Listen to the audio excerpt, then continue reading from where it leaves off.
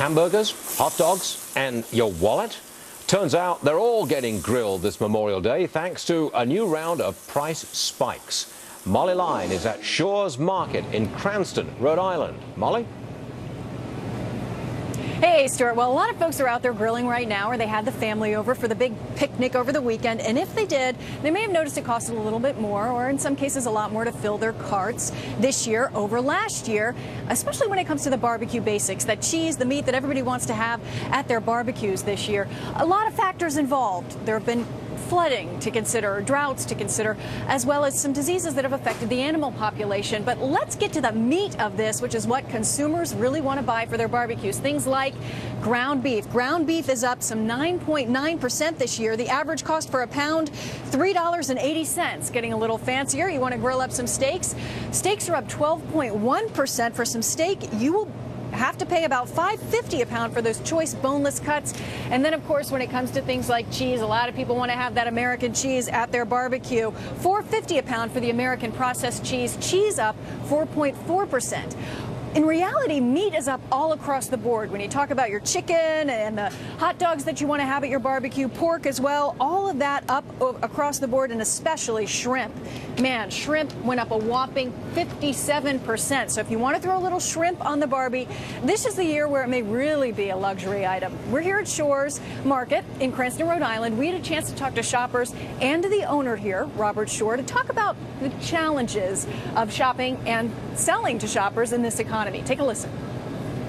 We're selling more and making less, but we want to make sure that the customer still gets a good quality product. So that's why we've helped tighten our margins. Marinate some chicken, put it on the grill. It's $1.99 a pound when it's on sale. $3.50 if it's not.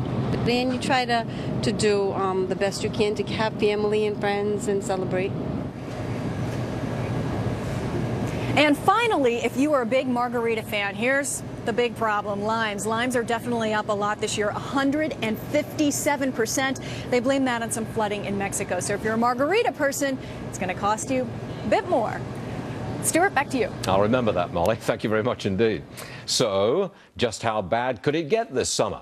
To commodities trader Scott Shellady, who keeps a close eye on food prices. Scott, welcome back to the program. Now, for a man who wears a cow jacket, and let me explain to the viewers, you wear a cow jacket, you're very well known for it.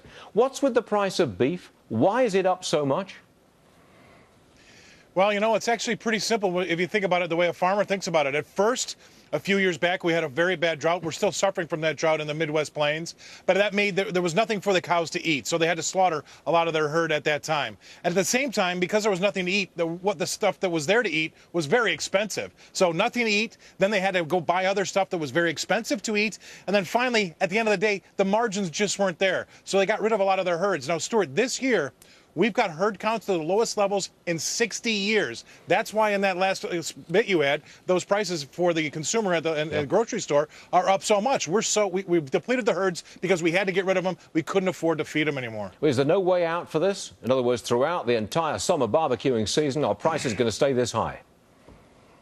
Well, maybe we need to go get a genetically modified machine that we could get those calves out sooner, but it's just Mother Nature's way. It will take its time. We will be able to replenish. The American rancher is very good at that, but it's nothing that can happen overnight. We've got some very dry weather still in California, and the weather's just not holding up for us. Well, let me ask you, why don't I see this in the official inflation numbers? I watched inflation very closely, so do you. It's what, 2, maybe 3% a year, and you've got food prices going up through the roof. Why is it that there's this contrast between the official numbers and what I'm actually paying?